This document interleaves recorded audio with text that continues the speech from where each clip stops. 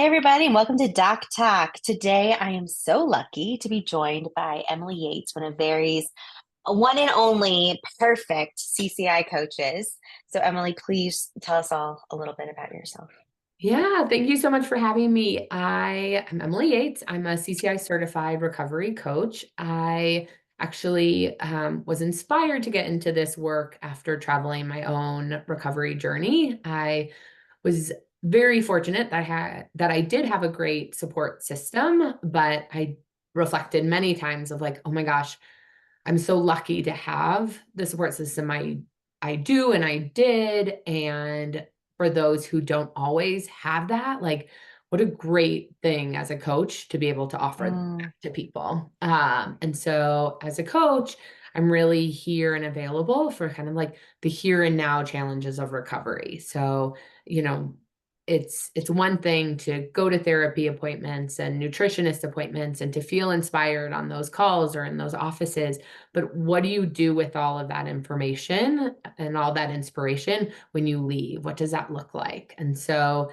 a coach is a great resource for just sort of being that bridge between those appointments, helping you take those meal plans or those treatment goals and really begin to implement them into your daily life, and just be there for totally. those sort of day-to-day struggles that pop up in recovery. So Yeah. Oh, that was so well said, especially coming on the heels of our Stages of Change doc talk.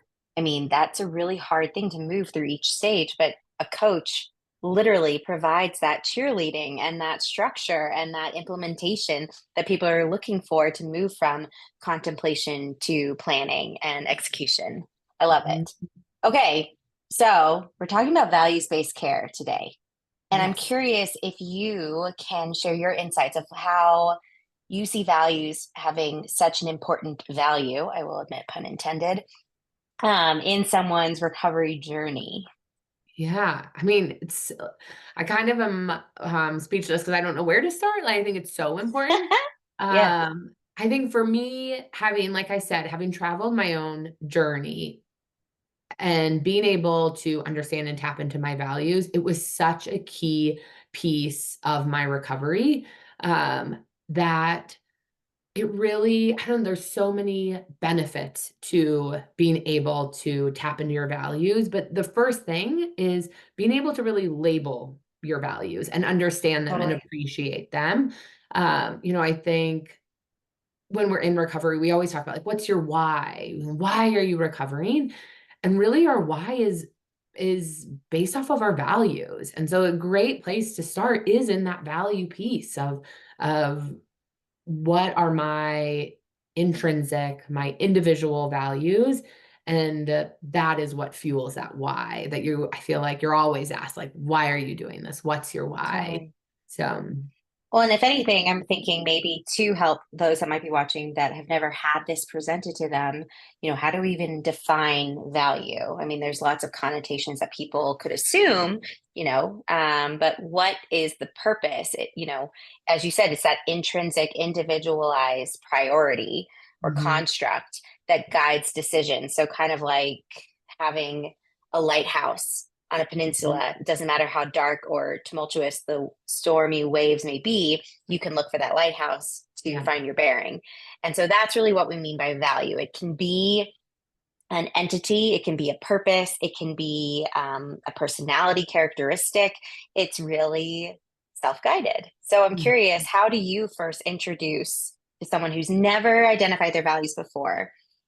How do you yeah. bring them down that journey? Yeah, and I think when we hear the word value, it can be intimidating, Sure. like Oh my a gosh. loaded word, and like you were just saying, Moralize too.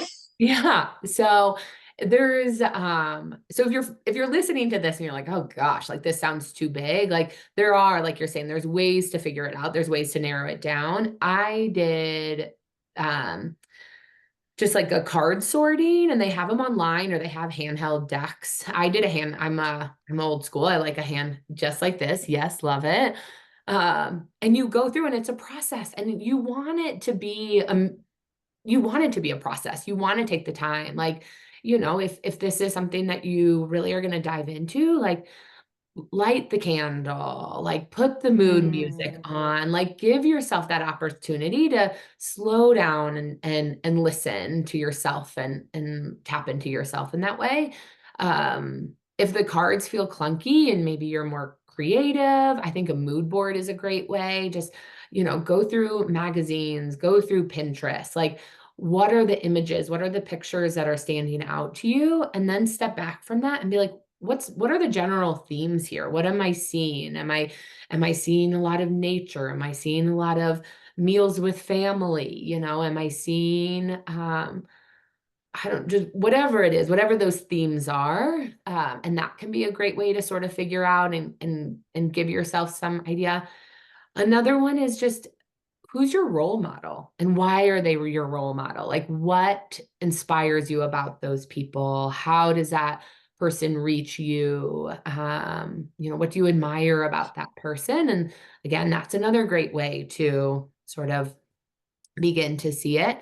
And another one is just even like guided journaling. If you're somebody who really connects with, paper and pen, there's great journal prompts that can just sort of help you begin to dive in and let that stream of consciousness begin to flow those values out of yourself. So, totally. And I yeah. know before this, we even talked about too, another exercise is how do you want to be seen and talked Mhm. about when you're gone? Yes. What do you want people to associate with you from a, again, relationship perspective, accomplishment perspective? There are plenty of people who can have the value of success.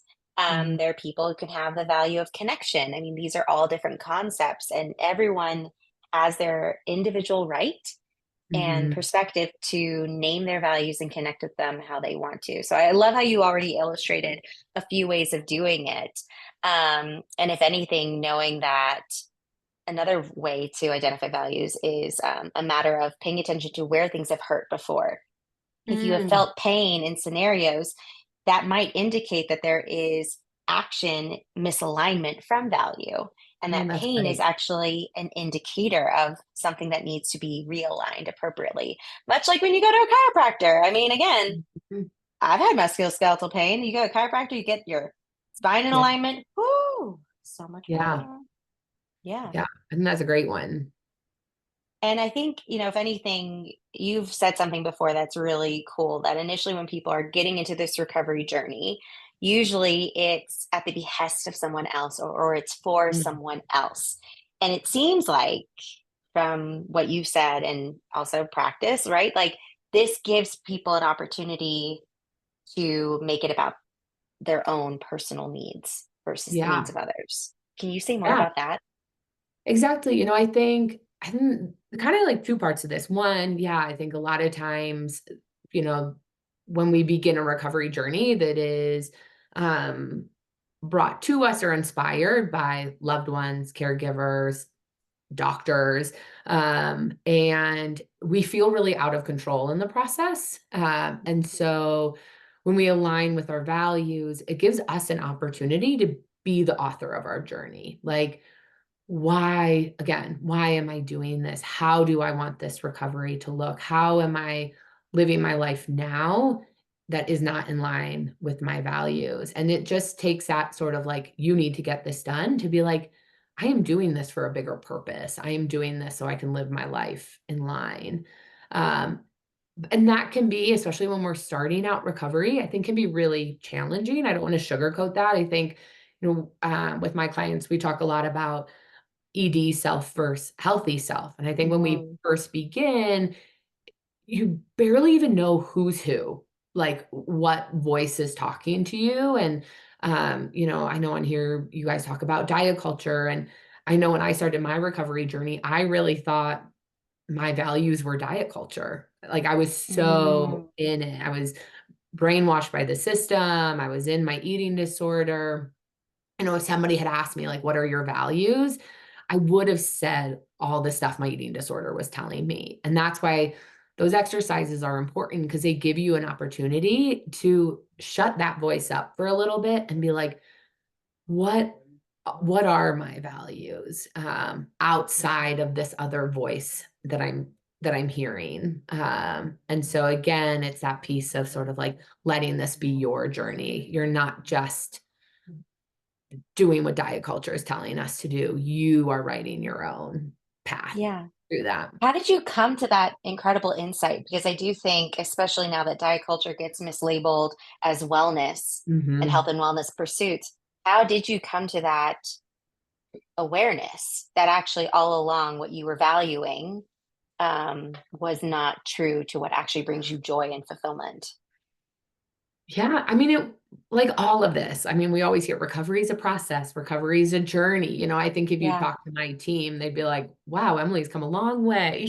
Like I was probably not saying this stuff on day one, but once I did those exercises, once I did the cards, and it was that guiding, it was that compass. And so it gave me an opportunity to step back. Like if I was out to dinner with my friends and I found myself thinking about the meal and how many calories and what I needed to do, all those ED thoughts, I would be able to stop and be like, your value is connection. Your value is connection with loved ones. Mm, And when I'm sitting here spiraling about my meal, I am not connecting. I am not present. I'm not living in line with my values. And so totally.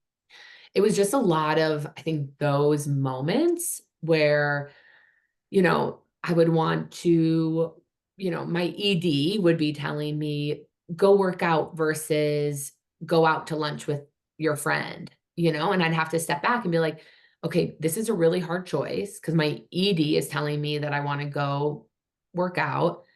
My value is my friendship. My value is connection. How am I going to step up to this challenge to align my life with my values? And I think it was Totally. just this sort of like repeated um like presence of these challenges. I was like, "Oh, I am so far from how I want to live and who I want to be." That really became that insight of like, okay, Mm, like something needs to change. And that wasn't easy. We talk about making those new, neural pathways in your brain that it'll become easier. That first time I skipped the workout to go out to brunch, maybe I wasn't fully present, but that was yeah. such a good step toward my recovery. Like, I was Yeah. so proud of who I was during that meal because I chose what was in line with who I wanted to be. And I think, again, when we let values guide our recovery, it becomes empowering in that way because we're really beginning to appreciate our internal self-worth, right? Yeah. When we're in diet culture, we look at our physique, we look at our diet, like these external things. And every time I lived a life in line with my values, I really became proud of who I was, of like Mm, inside, like my heart yeah. and my soul. And so that only motivated me more and more to continue. Sorry, I'm like, go No, on. I love Like, it. does that make Mm, sense? But no, it does. If anything, I always feel so grateful for your vulnerability to share your experience because I think it is inspirational. I think it is helpful for people here watching this, considering, do I need something like this in my life? And, where am I on the journey? To know that the pain is worth it because you find alignment and the pain decreases. The Mhm, difficulty of that resistance to your ED and disordered eating or diet culture emphasized values does improve and you do come out the other side. And I think more people need to hear successes to believe that there's a reason we all do this work. And if mhm, anything, too, like, let's be real, we all want to resist a system one way or another in today's society. I mean, this is such an awesome way for everyone to individually be anti diet. Hello, y'all, check your values, really see, mhm, have you been guilted or moralized into an ideal physique that you believe you value over anything else? And like, let's be real, your body size is the least interesting thing about you, mhm, period. Your body's your vessel. And yes, we want to encourage care for this vessel holistically. Movement is good. If you love movement, we're not saying that you're brainwashed by diet culture. It's just how much does movement perhaps interfere, as you were pointing out? Was it Yeah, taking you away from other experiences versus enriching and protecting your health, longevity, if that's what you value? yeah, So, if anything, y'all be resistant to the power, be yeah, opposed to the society at large that touts diet culture. We got you on that journey. yeah. Um, I really, yeah, it's just so exciting, and I think that's why we want people to find out more clarity around their values and then come up with action items Mhm. to enact that connection with those values. Yeah. Um, if And I think anything, go ahead, oh, please. sorry. No, no, No, please, and you I go think ahead. what's important to say too is like this isn't just a skill for recovery. Like this is a life skill. Like, as I'm I say I'm a new mom. I'm not my kid's 4.5. I'm not a new mom. But like, you know, as I became a mom, and I was pulled in all different directions, like my values were a guiding light there for me too. Mm, So it's like or even when there's like conflict with loved ones or whatnot, like this is, yes, I think it is a huge resource and tool for recovery, but this is something that is a skill that you will always have and will need to tap into when life gets hard or you're pulled. Like you can always rely on this. Like these are always, and they're always going to lead you in the right direction because it's your authentic self. Like you won't be living a life that's in conflict with that authentic self. Like this is something that will always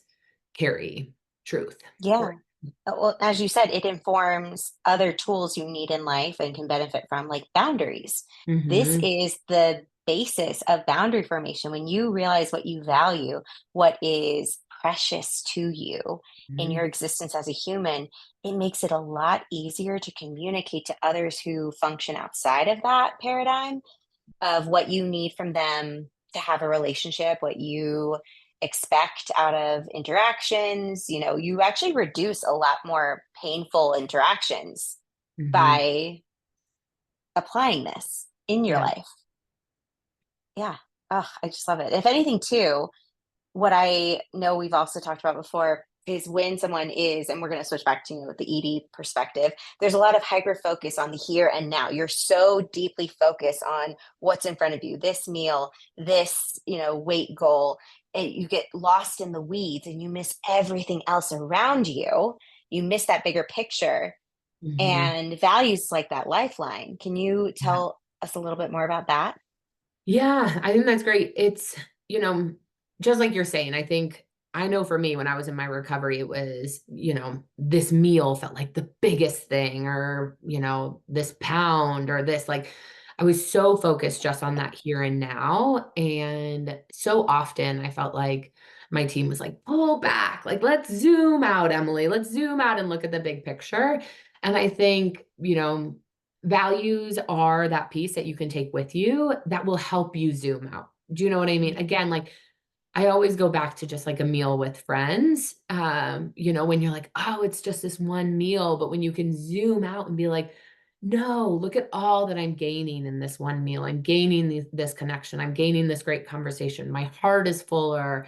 It's Mhm. bringing me in line with my values. Like all of a sudden this meal that feels so huge when you're in recovery just becomes a meal because everything else is so much bigger. And so it just gives us an opportunity to zoom out and take that here and now fear and really give us an opportunity. Let's look at the long term. Who do I want to be again? How do I want to live my life? And um, yeah, I mean, I think that fear might still be there, but hopefully just feels a little duller when we can Mm. really begin to have that zoomed out perspective. Yeah, enhance long-term peace by lessening this short-term fear in the Mhm, moment. mhm, Yeah, I mean, the brain is so driven by fear as human beings. Like, no, we're not as fearful as little bunny rabbits. We have more functionality going with our brain, but at the end of the day, our brain's features are around either executive functioning and planning or protection. Those are the main like cognitive components. And we are not evolved enough, y'all, from our cavemen and women times to not have fears show up and interfere with what we're trying to accomplish. It just shows up differently. So our brains look for reasons to be fearful. Our brains look for artificial dangers that face us. And a lot of that is taken advantage of by diet culture, by beauty culture, consumerism, telling you you are destined to be left out and isolated. You know, they're not saying that explicitly, but it's Mhm. implied if you don't look a certain way or behave a certain way or sound a certain way. Did you know that that blemish on your face is problematic? We can cure it. You know, at the end of the day, we're all getting acne at different points of our life. We're human beings. We can't not be a human organism. But this is what's exploited around us constantly. And it's so important that we find ways to have our own bearings in this world. And Mhm. again, values do that. I'm Yeah. not saying you can't wear makeup. You can wear makeup if you like wearing makeup. But, you know, there's so much more out there than what's on your face, the products you use, the way you abuse or misuse your body, etc.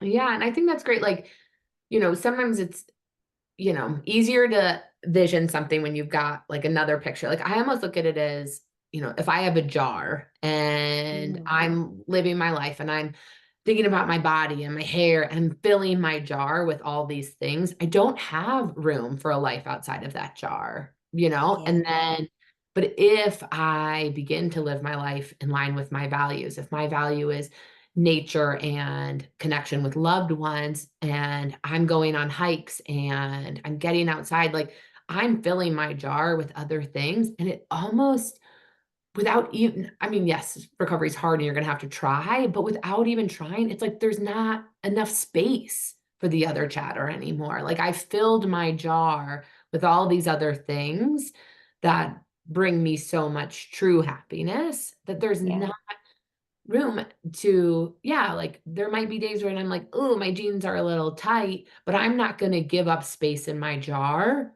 to do anything about it. Like, I don't know, like, exactly. I don't know. So I just kind of like that image of like, let's put all these other things in our jar and not leave space for the other stuff. Let's take up space with stuff that really fills our soul self. Mm, I love a good metaphor. Thank you for that visual. Man, it's so exciting. I'm curious too, just to get into the nitty gritty. What can it look like to get help with connecting with values, especially through the lens of coaching? Yeah, that's great. Like I said, I've come a long way, and I was very fortunate. I had a team that was a partner who was very accessible to me. But a coach can be that person when you're like, my friend wants me to go out for lunch and it feels too hard for that coach to be that mirror back of like, what does your soul self want? We just had a 30-minute conversation about how you really miss connecting with friends. Will skipping lunch or going out to lunch fuel who you want to be? And it's just that piece, that extra voice that sometimes when we're in our recovery feels really hard to tap into, might not even feel present at those Yeah, challenging times, to be that voice of saying, let me remind you why. Let me remind you of what you're doing and remind you that you can, heck yeah, you can do this and why you're going to do it. And I'm going to be here for you afterwards when it might feel really overwhelming still. Um, and like, we talk to sort of daily check-ins. How did you live your life in line with your values today? How did your values guide you through recovery? What do you have tomorrow that might make that difficult? How can we begin to strategize for tomorrow? So like that daily check-in piece, and just yeah, that person who's going to continue to nudge you and say, "Hey, I know what you said on Monday. It's Wednesday. All that stuff is still true. Let's go grocery shopping and do what you need to do to keep moving forward." So, um, but coaching really can be kind of what clients need and when they need it. Yeah, it's just the extra layer of support that when you're questioning which path to take can help guide you. And that those every little decision is so important. And that's when we begin to really make that path easier. So Mm, I love it. I mean, let's be honest, we all need coaches in our lives. I wish I I wish had, we were right. I wish we came out of the womb with a coach just to yeah. like guide us on all things and educate us on all things of like, oh yeah, middle school. It's tough because wow, there's so much happening for you in your brain. And that's what a lot of people are still healing from is just not being able to understand the world and understand themselves in the context of incredible development and change. And now trying to find peace and consistency in today's life. Well, guess what? Values create some organization, and coaching gives Mm, you that cheerleader to accomplish it. So, yeah. thank you for the work you do. If anyone listening has questions about coaching or how to get in touch with Emily, guess what? She's a member of the community and you can message her like right now. Yeah. Um, Love it. yeah, it would just be amazing. For more people to talk with you too in the community. So, if anything, thank you for joining Doc Talk today. This has been wonderful. Is there any other point you have that you can think of in closing? No, I mean, I think we hit on a lot of really important stuff today. Yeah, and yeah, I'm here. Like I said, coaching really can be what you wanted and when you need it. And I understand how hard it is, and I know if you're listening to this, you can do this because even the fact that you've tuned in today means you want to do this, and that says something. So, yeah, I'm here to support. So, Love it.